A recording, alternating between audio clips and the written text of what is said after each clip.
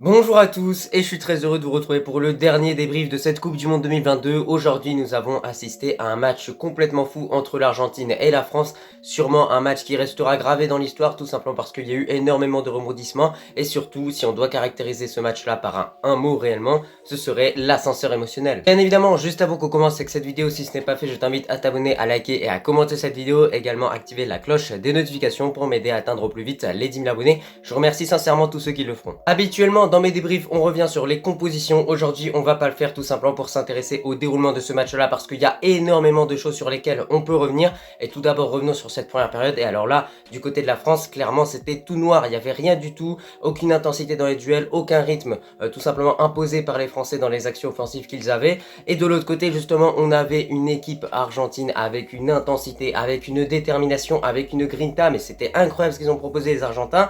Mais quand même, sincèrement, en tant que personne qui a supporté la France durant ce match-là, c'est tout simplement l'agressivité mise par les Argentins. Alors ok, ils ont raison, ok, c'était vraiment quelque chose à prendre en compte, mais pour moi, clairement, l'arbitre aurait dû livrer un peu plus de cartons dans ce match-là, parce qu'au final, s'ils se prennent pas de cartons, bah derrière, à chaque fois, ils refont des fautes. Vraiment quelque chose qui m'a pas plu du côté de la France durant cette première période, c'est surtout le nombre de ballons perdus et le nombre de ballons redonnés à cette équipe argentine. Parce qu'à chaque fois qu'on redonne les ballons, il faut à chaque fois faire des efforts supplémentaires pour récupérer ce ballon-là. Et une fois qu'on le récupère, on le redonne. Et clairement, c'est comme ça que les Français ont dépensé beaucoup d'énergie dans ce match-là. Et justement, au contraire, les Argentins récupéraient les ballons, jouaient avec agressivité, jouaient avec détermination, passaient à gauche, passaient à droite, que ce soit avec Di Maria ou Messi. Et en tout cas, à chaque fois, toutes les actions qu'ils avaient, c'était vraiment des actions qui étaient dangereuses. Et au milieu de terrain, je sais pas ce que vous en avez pensé, mais clairement, le milieu de terrain français s'est fait manger. Je pense que le plan mis en place de la part de Deschamps durant ce match-là était de défendre et attaquer en contre, mais au final, c'est quelque chose qui n'a pas marché durant cette première période parce que les Français ont défendu. Parfois, au début, c'était avec une ligne de 4, on avait vraiment Dembélé, Griezmann, Mbappé et Giroud qui étaient alignés. Puis ensuite, on l'a vu derrière, ils sont plutôt passés sur un 4-1-4-1. Donc au final, j'ai envie de vous dire qu'en tant que Marocains, ils ont pris un petit peu exemple sur nous. Et bien évidemment, tu l'as compris, à force de mettre la pression sur le but français, les Argentins sont partis avec 2 buts d'avance au vestiaire. Et alors là, pour cette seconde période, au niveau de la France, on est reparti sur les mêmes bases, j'ai envie de vous dire. Il y a eu quelques changements qui ont été effectués d'ailleurs dès la 40e minute, hein, ça j'ai oublié de vous le dire. Mais on a tout simplement Thuram et on a également Kolo Muani. Alors là, parlons de ce joueur, franchement c'est un crack. Très clairement, j'ai pas compris pourquoi lui il n'était pas titulaire. Moi, je suis quelqu'un, j'ai toujours milité pour que ce joueur soit aligné en tant que titulaire avec cette équipe de France. Malheureusement, il n'a pas été aligné en tant que titulaire, mais aujourd'hui, avec son entrée, il a montré à quel point il était un joueur qui était vraiment capable de faire beaucoup de différences en 1v1, mais également grâce à sa vitesse. Et c'est grâce à sa vitesse justement qu'après dans ce match-là, la France a obtenu un penalty. Mais du coup, pour cette seconde période, même si la France est revenue avec un peu plus de détermination, un peu plus de motivation, un peu plus d'envie tout simplement d'aller vers l'avant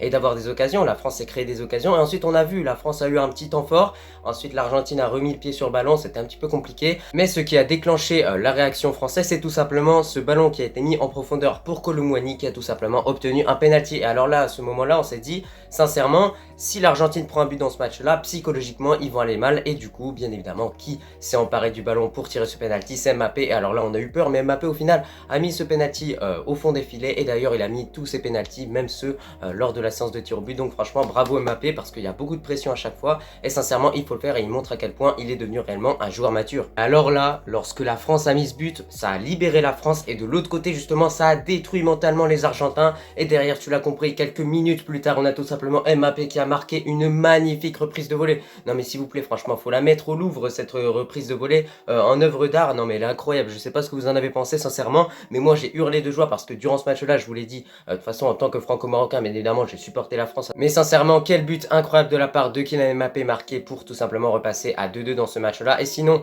durant le temps qui restait un petit peu dans cette rencontre hors prolongation, il s'est pas passé grand-chose. On a l'Argentine qui a eu quelques occasions et la France aussi. Maintenant, on va s'intéresser du coup à ces prolongations. Et la France a plutôt bien tenu le coup jusqu'à se prendre un but tout simplement dans les prolongations. Je crois que c'est un but qui a été inscrit par Messi. Au final, on a une frappe de Lautaro, c'est repoussé par Hugo Lloris qui a fait plutôt un bon match, mais au final qui lors de la séance de tir au but n'a pas été performant. Et du coup derrière on a Messi qui a mis un but. La montre de l'arbitre a sonné, donc bien évidemment c'est logique, il y a but. Alors là à ce moment-là on se disait mais quel match incroyable de la part de Messi. Mais derrière la France ne va rien lâcher dans ce match-là malgré tout ce qui lui arrive depuis le début. Et on a tout simplement un but qui va être inscrit encore une fois par Mbappé sur un penalty. Et alors là sur cette action c'est indiscutable, il y a penalty. Du coup qui s'empare du ballon pour aller tirer ce penalty? C'est tout simplement Mbappé et il va permettre aux deux équipes de passer à 3-3 dans ce match-là. Donc ça vous montre à quel point ce match est vraiment historique, ce match a été extraordinaire. On a eu un triplé de Mbappé, on a eu un doublé de la part de Messi et on a eu un but également de la part d'un autre Argentin, j'ai oublié son prénom. Et voilà, bien évidemment, il y a eu cette séance de tir au but et alors là, on a vu à quel point Martinez était là-haut au niveau des pénaltys et Hugo Lloris était tout simplement en bas. Donc voilà, moi j'ai envie de vous dire bravo à l'Argentine quand même pour leur parcours, bravo également à la France pour leur parcours. Sincèrement, en tant que Marocain, je suis un petit peu dégoûté parce que j'aurais bien aimé qu'on se fasse éliminer par le champion du monde en quelque sorte. Et surtout, je suis franco-marocain, donc avant tout quand même, je supporte la France. Mais quand même, j'aurais bien aimé voir le Maroc gagner cette Coupe du Monde ou bien la France. Et au final, aucune de ces deux équipes a tout simplement réussi à remporter le mondial. C'est pour ça que je suis un petit peu dégoûté, j'ai envie de vous dire. En tout cas, dis-moi ce que tu en as pensé en commentaire comme d'habitude de ce match-là. Moi, je te remercie si tu as regardé ce débrief dans son entièreté et je te dis tout simplement à la prochaine.